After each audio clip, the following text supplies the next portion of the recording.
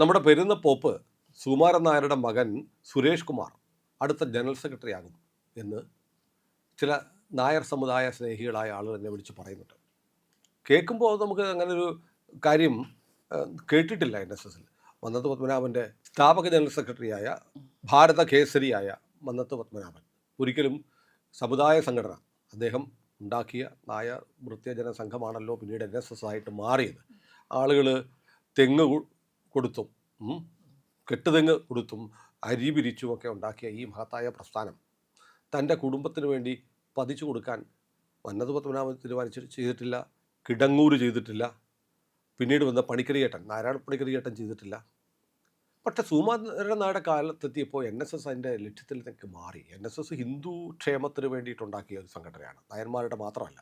അതുകൊണ്ടാണല്ലോ ക്ഷേത്രപ്രവേശനത്തിന് വേണ്ടിയിട്ട് വൈക്കത്ത് സത്യാഗ്രഹം നടക്കുമ്പോൾ സവർണ ജാഥ നയിച്ചുകൊണ്ട് അങ്ങോട്ട് ചെന്ന് എല്ലാവർക്കും ക്ഷേത്രപ്രവേശനം കൊടുക്കണം എന്ന് വൈക്കം സത്യാഗ്രഹ ഭൂമിയിലെത്തി പറഞ്ഞ ആളാണ് സാക്ഷാൽ മന്നത്തപ്പൻ. അപ്പോൾ ആ പാരമ്പര്യത്തിൽ നിന്ന് ഹിന്ദു വിരുദ്ധതയുടെ പ്രയോക്താവായിട്ട് NSSനെ മാറ്റിയെടുത്തു സുകുമാരൻ നായർ. ശബരിമല ഞാൻ വിസ്മരിക്കുന്നില്ല. പക്ഷേ ശബരിമലയ്ക്ക് ശേഷം ശബരിമലയുടെ സമയത്ത് NSS ഉണ്ടാക്കിയ ഒരു ഹിന്ദു വിശ്വാസങ്ങൾക്ക് വേണ്ടിയുള്ള പോരാട്ടത്തിൻ്റെ മുഴുവൻ ക്രെഡിറ്റും അതിനുശേഷം കളഞ്ഞു. അതിന് കാരണം അദ്ദേഹത്തിൻ്റെ വ്യക്തിപരമായ താല്പര്യം, മകനോടുള്ള സ്നേഹം, മകൾ ധനലക്ഷ്മി ബാങ്കുമായിട്ടുള്ള ബന്ധപ്പെട്ട ചില വിവാദങ്ങൾ, അവസാനം ഗണേഷ് കുമാറുമായി ബന്ധപ്പെട്ട് വരെ എത്തിയ സംഭവങ്ങൾ, ഗണേഷ് കുമാറിനെ പെന്തക്കോസ്ത് പരിപാടികളിൽ പങ്കെടുക്കുന്നു എന്നുവരെ ആക്ഷേപമുണ്ടായ ഗണേഷ് കുമാറിനെ പത്തനാപുരം യൂണിയൻ്റെ പ്രസിഡൻ്റാക്കി വെച്ചു, ഡയറക്ടർ ബോർഡ് മെമ്പറാക്കി വെച്ചു. ഒടുവിൽ വേറെ ചില വിവാദങ്ങളും ഒക്കെയായി ബന്ധപ്പെട്ട് സുകുമാരൻ നായർക്ക് ഗണേഷ് കുമാറിനെ മാറ്റേണ്ടി വന്നു. പക്ഷേ ഈ ചില ആളുകൾ എന്നെ വിളിച്ച് പറയാനുള്ള കാരണം, ഒരിക്കലും കുടുംബത്തിൽ നിന്നുള്ള ഒരാളെ സംഘടനയുടെ തലപ്പത്തേക്ക് കൊണ്ടുവരാൻ ഒരു ജനറൽ സെക്രട്ടറിമാരും സ്വീകരിക്കാത്ത നടപടി ഇപ്പോൾ സുകുമാരൻ നായർ ചെയ്തിരിക്കുന്നു. ചങ്ങനാശ്ശേരി യൂണിയൻ്റെ പ്രസിഡൻ്റായിരുന്ന ഹരികുമാർ കോയിക്കൽ മരിച്ചുപോയി. മരിച്ച ഏതാനും മണിക്കൂറുകൾ കഴിഞ്ഞപ്പോൾ തന്നെ അവിടെ ചേർന്നിട്ട് യോഗം ചേർന്നിട്ട് സുകുമാരൻ നായരുടെ മകന് NSS പെരുന്ന മഹാസമാധി ഇരിക്കുന്ന മന്നം സമാധി ഇരിക്കുന്ന NSSൻ്റെ ആസ്ഥാനം ഇരിക്കുന്ന യൂണിയൻ്റെ പ്രസിഡൻ്റായിട്ട് സുരേഷ് കുമാറിനെ നിയമിച്ചു. ഇത് NSSൻ്റെ പാരമ്പര്യത്തിൽ നിരക്കാത്തതാണ്. മക്കത്തായ ഒന്നും NSSൽ കേട്ടിട്ടില്ല എന്ന് ആളുകൾ പറയുന്നു. ഇതേക്കുറിച്ച് എന്താ അഭിപ്രായം? സുനിൽ, ഈ NSSൻ്റെ ഫൗണ്ടർ എന്ന് പറയുന്നത് മന്നത്ത് പത്മനാഭനാണ്. മന്നത്ത് പത്മനാഭൻ NSSൻ്റെ ഫൗണ്ടർ എന്നുള്ളതിനേക്കാൾ ഉപരി കേരളത്തിലെ ഏറ്റവും വലിയൊരു സോഷ്യൽ റെവല്യൂഷണറി ആയിരുന്നു. നമ്മൾ ഈ പറയുന്ന ക്ഷേത്ര പ്രവേശന വിളംബരം അതൊക്കെ വരുന്നതിന് എത്രയോ കാലം മുമ്പ് അദ്ദേഹത്തിൻ്റെ കുടുംബക്ഷേത്രം ദലിതർക്കും സമുദായത്തിലെ താണവരെന്ന് പറയപ്പെടുന്ന വ്യക്തികൾക്കും വേണ്ടി തുറന്നു കൊടുത്തിരുന്നു. പക്ഷേ he doesn't believe in blowing his own trumpet. അതുകൊണ്ട് തന്നെ അദ്ദേഹം ആരോടും എന്താ നടന്നില്ല. അദ്ദേഹം സമുദായത്തിന് വേണ്ടി മാത്രം പ്രവർത്തിച്ച, സമുദായത്തിൻ്റെ അപ്ലിഫ്റ്റിന് വേണ്ടി മാത്രം പ്രവർത്തിച്ച ഒരു വ്യക്തിയാണ്. അദ്ദേഹത്തിൻ്റെ വലിയൊരു ആഗ്രഹമായിരുന്നു ഈ ഒരു നായർ സമുദായത്തിൽ പിറന്ന ഒരു വ്യക്തിയും വഴിയാധാരമായി പോകരുത്, അവർക്ക് സ്വന്തമായിട്ടൊരു സോഴ്സ് ഓഫ് ഇൻകം വേണം, അവർ മാന്യമായിട്ട് ജീവിക്കണം. അതുപോലെ ഈ എന്താ പറയുക, പരമ്പരാഗതമായ പല ചീത്ത സ്വഭാവങ്ങളുണ്ട്, അതിൽ നിന്നെല്ലാം മാറിക്കൊണ്ടുവരണം എന്ന് പറഞ്ഞ ഒരു നല്ല ഒരു മനുഷ്യ സ്നേഹിയായിരുന്നു അദ്ദേഹം. ഈ NSS രൂപീകരിച്ച് കഴിഞ്ഞ് ഇത്രയും വർഷമായി. ഇന്ന് NSS എന്ന് പറഞ്ഞാൽ കേരളത്തിന് വെളിയിൽ പോയി കഴിഞ്ഞാൽ നമ്മൾ അറിയപ്പെടുന്ന നായർ സർവീസ് സൊസൈറ്റി അല്ല, നാഷണൽ സർവീസ് സ്കീം എന്നുള്ള ഒരു എന്തുകൊണ്ട് ഇവർക്ക് ആ പേര് തന്നെ രജിസ്റ്റർ ചെയ്യാനോ അതല്ലെങ്കിൽ വേറൊരാൾക്ക് അത് ഉപയോഗിക്കാൻ പറ്റാത്ത രീതിയിലാക്കിയെടുക്കാൻ കഴിഞ്ഞില്ല? പിന്നെ മന്നത്ത് പത്മനാഭനിലോട്ട് ഇങ്ങോട്ടേക്ക് എടുത്ത് നോക്കുകയാണെങ്കിൽ, ഈ നാരായണ പണിക്കർക്ക് തൊട്ട് മുമ്പ് വരെയുള്ള PK നാരായണ പണിക്കർക്ക് തൊട്ട് മുമ്പ് വരെയുള്ള ജനറൽ സെക്രട്ടറിമാരൊക്കെ അധികം പേരില്ല. ഇപ്പൊ കിടങ്ങൂരോട് കൂടി ആ തലമുറ തീർന്നു. കിടങ്ങൂർ ഗോപാലകൃഷ്ണനേ ഉള്ളൂ. ഹി വാസ് എ ഗ്രേറ്റ് മാൻ. ഇതൊക്കെ ആണെങ്കിലും രാഷ്ട്രീയ പാർട്ടി ഇതൊക്കെ ആണെങ്കിൽ കൂടി ഒരു മനുഷ്യസ്നേഹിയായിരുന്നു അദ്ദേഹം.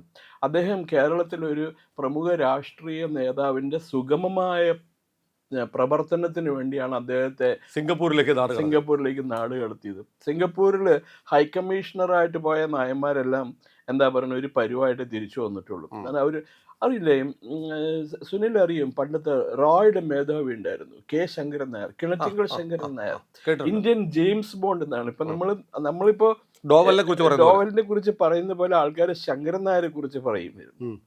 ഇന്ത്യ പാകിസ്ഥാൻ 1971 ഇൻഡോ പാകിസ്ഥാൻ യുദ്ധം, അതുപോലെ 1974 ന്യൂക്ലിയർ എക്സ്പ്ലോഷൻ പൊക്രാനിൽ, ഇതിൻ്റെയൊക്കെ ഒരു എന്താ പറയുക, അദ്ദേഹം ശാസ്ത്രജ്ഞനായിരുന്നില്ല, അദ്ദേഹം അതിൻ്റെ മാസ്റ്റർ. സീക്രസി മെയിൻറ്റെയിൻ ചെയ്യാൻ അദ്ദേഹത്തെ പോലെ വേറെ ആരും ഉണ്ടായിരുന്നില്ല. അപ്പോൾ അദ്ദേഹത്തിന് പിന്നെ ഈ ഏഷ്യൻ ഗെയിംസ് നടത്തിയത് മെയിൻ ബ്രെയിൻ ശങ്കരൻ നായരായിരുന്നു, കിണറ്റിങ്കൽ ശങ്കരൻ നായരായിരുന്നു. അത് പോട്ടെ. അപ്പോൾ ഈ കിടങ്ങൂരിന് ശേഷം NSSന്റെ പാത എന്ന് പറയുന്നത് നേരെ ഭൂമിക്ക് അടിയിലേക്കാണ് പോയത്. ഉയരാൻ പറ്റിയിട്ടില്ല. മറ്റെല്ലാ സമുദായങ്ങൾക്കും മെഡിക്കൽ കോളേജുകളും എഞ്ചിനീയറിംഗ് കോളേജുകളും പ്രൊഫഷണൽ കോളേജുകളും എല്ലാം കിട്ടിയപ്പോഴും NSSന് ഒന്നും കിട്ടിയിട്ടില്ല. പണിക്കർക്കും അതേപോലെ തന്നെ ഈ സുകുമാരൻ നായർക്കും വ്യക്തിപരമായ താല്പര്യങ്ങളാണ് അതിനകത്തുണ്ടായിരുന്നത്. അവർക്ക് ദേ ഹാഡ് വെസ്റ്റഡ് ഇൻട്രസ്റ്റ്. അത് ഇപ്പോഴും അദ്ദേഹത്തിനുണ്ട്. കാരണം നമ്മുടെ ബിജു നായർ ഉണ്ട്, ഒരു സുനിൽ അറിയില്ലേ ബിജു നായർ, ഇപ്പൊ ഓട്ടോമൊബൈൽ ഇതിനെപ്പറ്റി വീഡിയോ ചെയ്യുന്നത്. സുനിൽ ഒരു മാഗസിൻ ഓർമ്മയുണ്ടോ, കറണ്ട് അഫയേഴ്സ് എന്ന് പറഞ്ഞു. അതിനകത്ത് ഈ ബിജു നായർ ഒരു ലേഖനം എഴുതിയിരുന്നു, ചങ്ങനാശ്ശേരിയിലെ പെരുന്നയിലെ ചാന്ത് പൊട്ടുകൾ എന്ന് പറഞ്ഞിട്ട്. അപ്പൊ അതിനകത്ത് അദ്ദേഹം നാരായണ പണിക്കരെയും പിന്നെ സുകുമാരൻ നായരെയൊക്കെയാണ് യഥാർത്ഥ സംഭവം എഴുതിയിരുന്നത്. പെരുന്നയിൽ ഇവരെ കാണാനായിട്ട് ചെല്ലുന്ന ആൾക്കാരോട് അവർ വളരെ ഹീനമായിട്ടാണ് ഈ സുകുമാരൻ നായരൊക്കെ പെരുമാറിയിരുന്നെന്നാണ് എഴുതിയിരിക്കുന്നത്. എന്താണല്ലേ എന്തിനു വന്ന്, നിനക്ക് വേറെ പണിയൊന്നും ഇല്ലേ എന്നൊന്നും ചോദിച്ചിട്ടുണ്ട്. ഇതാണ് ചോദിക്കുക മുഴുവൻ. നാരായണ പണിക്കരുടെ പ്രസംഗം ഞാൻ കേട്ടിട്ടുണ്ട് മദ്രാസിൽ വെച്ചിട്ട്. അദ്ദേഹം ഈ ശൈലിയിൽ മാത്രമേ പ്രസംഗിക്കുള്ളൂ. പറയുന്നത് എന്ത് വന്ന് ചോദിക്കും. അങ്ങനെയല്ലല്ലോ ചോദിക്കണ്ടേ. നമ്മള് എന്നോട് വലിയ ഇഷ്ടമുണ്ടായിരുന്ന ആളാ. ഞാൻ വാഴപ്പള്ളിയിലെ വീട്ടിലൊക്കെ പോവുകയും അവസാന കാലത്തും ഞാൻ പോയി കണ്ടിരുന്നു. എന്നോട് ഒരുപാട് സങ്കടങ്ങൾ പറഞ്ഞിരുന്നു. അല്ല, ഞാൻ വേറെ വ്യക്തിപരമായി എന്താ പറയുക, എനിക്ക് ദേഷ്യമൊന്നും അല്ല, എനിക്ക് മാധ്യമ പ്രവർത്തകൻ എന്ന നിലയിലുള്ള ഒരു ബന്ധമാണ് അത് പക്ഷെ അതുമായിട്ട് കമ്പയർ ചെയ്യുമ്പോൾ നമ്മുടെ SNDPയുടെ ജനറൽ സെക്രട്ടറി വെള്ളാപ്പള്ളി അദ്ദേഹം ഒരു ചക്രവർത്തിയാണ്. ശരിക്കും സമുദായത്തിന് വേണ്ടി മരിക്കാൻ കിടക്കുന്ന ചക്രവർത്തിയാണ്. എന്തുകൊണ്ടാണ് അദ്ദേഹം SNDPയുടെ ജനറൽ സെക്രട്ടറി ആയിട്ട് ഇത്രയും വർഷം തുടർന്ന്? അദ്ദേഹം ജനങ്ങളുടെ വോട്ട് കിട്ടി ജയിക്കുന്ന ആളല്ലേ. അതെ. അദ്ദേഹം ഈ പറഞ്ഞ പോലെ അദ്ദേഹത്തിനെതിരെ അഴിമതി ആരോപണങ്ങളൊക്കെ ഉണ്ടാവുമായിരിക്കും. അത് അന്വേഷിച്ച് കണ്ടുപിടിക്കട്ടെ, അപ്പം നമുക്ക് അതിനെപ്പറ്റി പറയാം. പക്ഷേ ഈ മനുഷ്യൻ ബിജു നായർ എഴുതിയ ലേഖനത്തിൽ ഒരു കാര്യം പറഞ്ഞിട്ടുണ്ട്. ഒരു അച്ഛനും മകനും കൂടി ഈ നമ്മുടെ നടേശനെ കാണാനായിട്ട് കണിച്ചുകുളങ്ങരയിൽ അദ്ദേഹത്തിൻ്റെ വീട്ടിൽ ചെല്ലണം.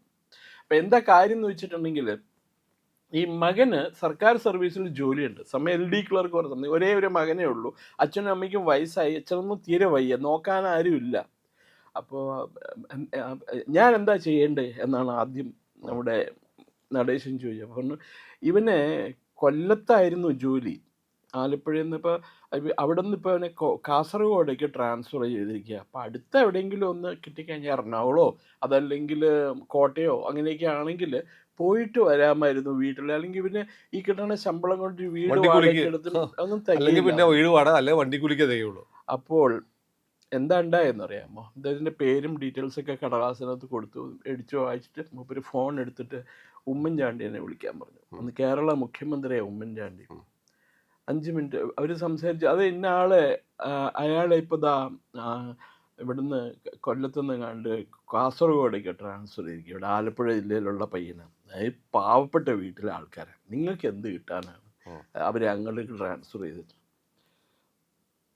അപ്പുറത്തുനിന്ന് മറുപടി എന്താണെന്നറിയില്ല. അത് ഫോൺ വെച്ചിട്ട് പറഞ്ഞു 10 മിനിറ്റ് ഇരിക്കുകയെന്ന്, അവരിപ്പോൾ വിളിക്കും എന്താന്ന് വെച്ചു.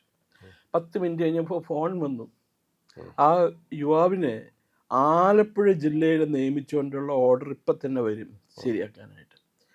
ഇതാണ് പെരുന്നയിലെ ചാന്തുപൊട്ടുകളും കണിച്ചുകുളങ്ങരയിലെ കുങ്കുമപ്പൊട്ടും തമ്മിലുള്ള വ്യത്യാസം എന്നാ ബിജു നായർ എഴുതി. ബിജു നായർ ഒരിക്കലും നുണ എഴുതൂല. അതെ അതെ. അങ്ങേക്കറിയാമല്ലോ അത്. അല്ല, എനിക്കറിയാം. ആ മാസികയെ കുറിച്ച് മാത്രമല്ല, ആ മാസിക ഇറക്കിയിരുന്നത്, കറണ്ട് അഫയേഴ്സ് ഉള്ള മാസിക ഇറക്കിയിരുന്നത് എൻ്റെ സുഹൃത്ത് ഇപ്പൊ ബഹറിലുള്ള രഞ്ജിത്ത് ഗോപാലകൃഷ്ണനായിരുന്നു. ഓക്കെ. മാസിക പക്ഷെ നിർത്തി. അത് നിന്ന് അത് പോയി. ആർട്ട് പേപ്പറിലൊക്കെ അതെ അതെ അതെ അതെ. നല്ലതായിരുന്നു. പക്ഷെ എനിവേ, രഞ്ജിത്ത് ഇത് കേൾക്കുന്നുണ്ടാവും. രഞ്ജിത്ത് നമ്മുടെ പ്രേക്ഷകനാണ്. Okay okay great. പ്രേക്ഷകൻ മാത്രമല്ല, നമ്മളെ ഒരുപാട് നമ്മളെ സഹായിക്കുകയും സപ്പോർട്ട് ചെയ്യുകയൊക്കെ ചെയ്യുന്ന ആളാണ് അതൊക്കെ ആ രഞ്ജിത്ത് ഗോപാലകൃഷ്ണൻ. മാസികയൊക്കെ നിന്നുപോയത് വലിയ കഷ്ടമായി. കാരണം ഇതുപോലുള്ള എന്താ പറയുക, നല്ല ലേഖനങ്ങളാണ് അതിനകത്ത് വന്നുകൊണ്ടിരുന്നത് മുഴുവനും. അപ്പൊ അത് കഴിഞ്ഞിട്ട് NSSന് എന്ത് പ്രയോജനം ഉണ്ടായിട്ടുണ്ട് ഈ സുകുമാരൻ നായർ സെക്രട്ടറി ആയിട്ട് വന്നതിന് ശേഷം? ഇപ്പൊ അദ്ദേഹത്തിന് പെരുന്നാ പോപ്പെന്ന് അങ്ങ് പറയണു. ഞാൻ പറയണ മന്നം സമാധിയുടെ കാവൽക്കാരൻ, മന്നം സമാധിയിലെ ആര് പോണം, ആരാണ് മന്നത്തിന്റെ ആത്മാവുമായി സംവദിക്കേണ്ടത് എന്ന് തീരുമാനിക്കുന്ന ഒരു കാവൽക്കാരനായിട്ട് സുകുമാരൻ നായർ മാറി. സമുദായത്തിന് വേണ്ടി അദ്ദേഹം എന്ത് ചെയ്തിട്ടുണ്ട്? എത്രയോ നായന്മാരുണ്ട് സുനിൽ ഈ നാട്ടില്. മുൻ ചീഫ് സെക്രട്ടറി രാമചന്ദ്രൻ നായർ, ഇപ്പൊ നമ്മൾ കുറച്ചു മുമ്പ് സംസാരിച്ചല്ലേ, കശുനണ്ടി രാജാവ് ഉണ്ടായിരുന്നില്ലേ, ജനാർദ്ദനൻ പിള്ള, അദ്ദേഹത്തിന്റെ മകൻ രാജ്മോഹൻ പിള്ളയുടെ തിരുവനന്തപുരത്ത് ഇപ്പോഴും ഉണ്ട്. അദ്ദേഹത്തിന്റെ നിര്യാതനായ മകനുണ്ടായിരുന്നു, ബ്രിട്ടാനിയ രാജൻ പിള്ള. ഇവരെ ഒന്നും എന്തുകൊണ്ട് ഇവർക്ക് NSSന്റെ മെയിൻ സ്ട്രീമിലേക്ക് കൊണ്ടുവരാൻ സാധിച്ചിട്ടില്ല? അതൊരു ചോദ്യമല്ലേ? അത് അന്വേഷിക്കേണ്ടതല്ലേ? അല്ല, നമ്മൾ ഈ സംസാരിക്കുന്ന എറണാകുളത്ത് NSSന്റെ പ്രവർത്തനമില്ല. എറണാകുളം കരയോഗം എന്ന് പറയുന്ന, എറണാകുളം കരയോഗത്തിലൂടെ പെരുന്നക്കാരൻ ചെന്നാൽ അടിക്കുമായിരുന്നു. They do have a wonderful establishment. പിന്നെ വേറൊരു കാര്യമില്ല, ഹരികുമാർ എന്ന് പറഞ്ഞ നാവികസേന മേധാവിയായിരുന്നു അദ്ദേഹത്തിനൊക്കെ എന്തുകൊണ്ട് NSSന്റെ നേതൃത്വ നിരയിലേക്ക് കൊണ്ടുവന്നുകൂടാ? പിന്നെ ഉണ്ട് അയ്യപ്പൻകുട്ടി നായർ, നമ്മുടെ പഴയ പ്രിൻസിപ്പൽ സെക്രട്ടറി, പ്രധാനമന്ത്രി മൻമോഹൻ സിംഗിന്റെ. അയ്യപ്പൻകുട്ടി നായർ ഭയങ്കര സ്വാധീനമുള്ള മനുഷ്യനാണ്. അദ്ദേഹം വിചാരിച്ചിട്ടുണ്ടെങ്കിൽ പത്മഭൂഷൺ, പത്മശ്രീയൊക്കെ വളരെ നിഷ്പ്രയാസം മേടിക്കാൻ പറ്റുമായിരുന്നു. ഒരു കഥ ഞാൻ പറയാം. ഒരു സർദാർജി ഉണ്ട്, ഹോട്ടൽ ഉടമസ്ഥൻ, അയാൾക്ക് പത്മഭൂഷൺ മേടിച്ചു കൊടുത്ത അവാർഡുണ്ട്, കഥയുണ്ട്, ഞാൻ പിന്നെ പറയാം. അപ്പൊ അങ്ങനെയൊക്കെയുള്ള ആൾക്കാരുണ്ട്. പിന്നെ അതുപോലെ ബാബ അണുഗവേഷണ കേന്ദ്രത്തിലെ ഏറ്റവും മുതിർന്ന സയന്റിസ്റ്റായ, എന്താ പറയുക, ബയോകെമിസ്ട്രി ആൻഡ് ഫുഡ് ടെക്നോളജി വിഭാഗം മേധാവിയൊക്കെ ആയിട്ട് റിട്ടയർ ചെയ്ത ഡോക്ടർ കൃഷ്ണൻ നായർ, CK നായർ, അദ്ദേഹത്തിനെ ഒന്നും NSSലേക്ക് അടുപ്പിക്കൂല അവർ പേടിച്ചിട്ട്. എന്താ കയ്യിൽ നിന്ന് പോകാൻ പാടില്ല. അതുകൊണ്ട് അടുത്ത മകനെ അരിയിട്ട് വഴിക്കാനുള്ള ശ്രമമാണ്. കാരണം NSS നോക്കുമ്പോൾ സുകുമാരൻ നായരുടെ ബന്ധുക്കൾക്ക് NSSൽ എന്തെല്ലാം പദവികളും ജോലികളും ഉണ്ട്. ഇപ്പോൾ നേരത്തെ സഹോദരൻ NSS ആസ്ഥാനത്ത് ജോലിയുണ്ട്. മകള് പ്രിൻസിപ്പളായിട്ടാണ് റിട്ടയർ ചെയ്തത്. ഈ രാജീവ് ചന്ദ്രശേഖർ BJPയുടെ നേതാവ്. അതല്ലെങ്കിൽ പോട്ടെ, കൊലാപ്പൂരിൽ ഒരു മേനോൻ പിസ്റ്റൺസ് എന്ന് പറഞ്ഞ കമ്പനിയുണ്ട്, കൊടുങ്ങല്ലൂർക്കാരുടെയാണ്. അവർ ഡ്രിപ്പ് ഇറിഗേഷൻ്റെയും ഇതിലേക്ക് ഏറ്റവും വലിയ ഒരു നിർമ്മാണ ശാലയാണത്. അതിൻ്റെയൊക്കെ ഉടമസ്ഥൻ. അങ്ങനെയുള്ളവരെയൊക്കെ കോർഡിനേറ്റ് ചെയ്ത് ഇവരെയൊക്കെ അവരുടെയൊക്കെ അവരെ കൂടി ഇൻറ്റഗ്രേറ്റ് ചെയ്ത് കൊണ്ടുവരണം ഇതിനകത്തേക്ക്. അതല്ലാണ്ട് സുകുമാരൻ നായർക്ക് ഒന്നും ചെയ്യാനുള്ള കപ്പാസിറ്റി ഒന്നുമില്ല. അദ്ദേഹത്തിന് ലോകത്ത് നടക്കുന്ന എന്തെങ്കിലും കാര്യങ്ങളെ കുറിച്ച് അറിയാമോ? സമുദായത്തിൽ എങ്ങനെ അവരെ ആൾക്കാരെ അപ്ലിഫ്റ്റ് ചെയ്യണം എന്നറിയൂ.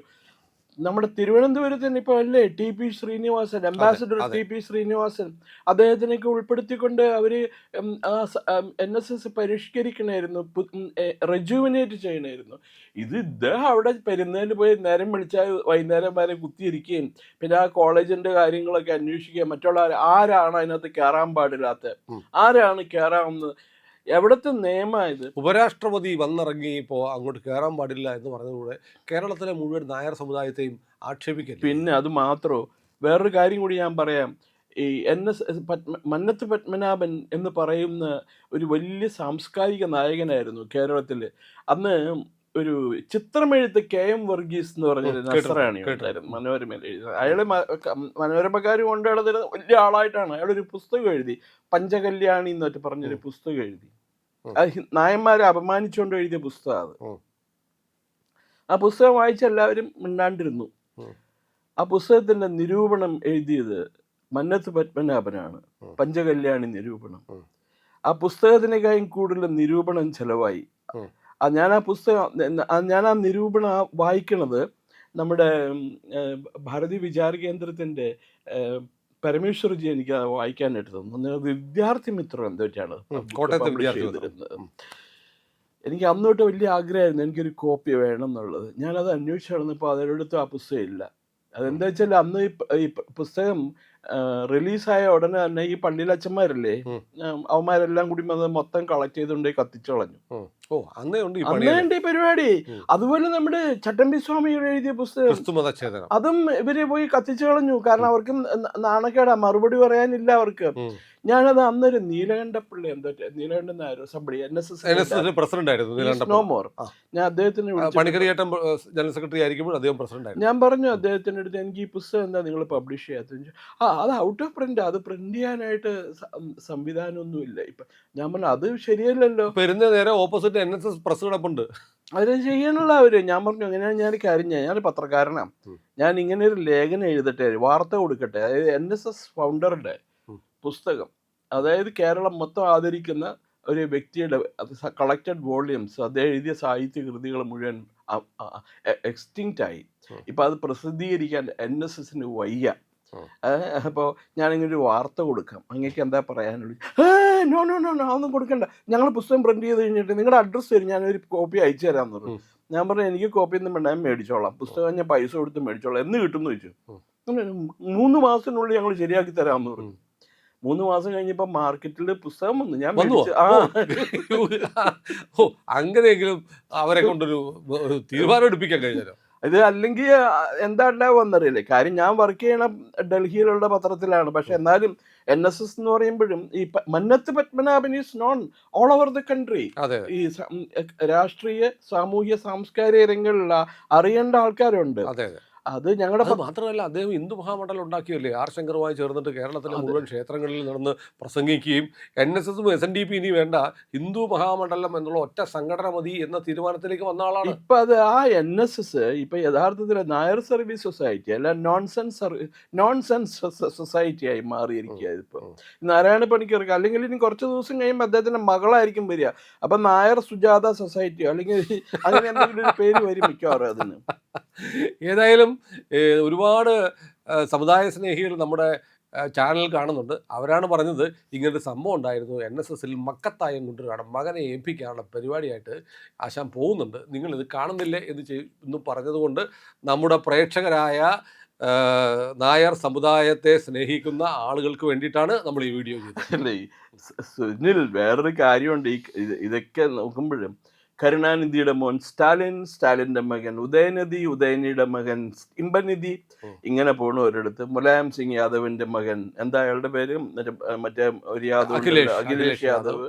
പിന്നെ രാജകുടുംബം, ഡൽഹിയിലെ രാജകുടുംബം, ജവഹർലാൽ നെഹ്റു, ഇന്ദിരാഗാന്ധി, രാജീവ് ഗാന്ധി, പിന്നെ അത് കഴിഞ്ഞ് അയാളുടെ മകൻ രാഹുൽ ഗാന്ധി. ഇനിയിപ്പോൾ അവിടെ എത്തുമ്പോൾ ആ ഒരു പ്രശ്നം. അതിന് കൂടുതലുണ്ട്. പ്രിയങ്കയുടെ മക്കളുണ്ടല്ലോ, മിറായ ഉണ്ട്, പിന്നെ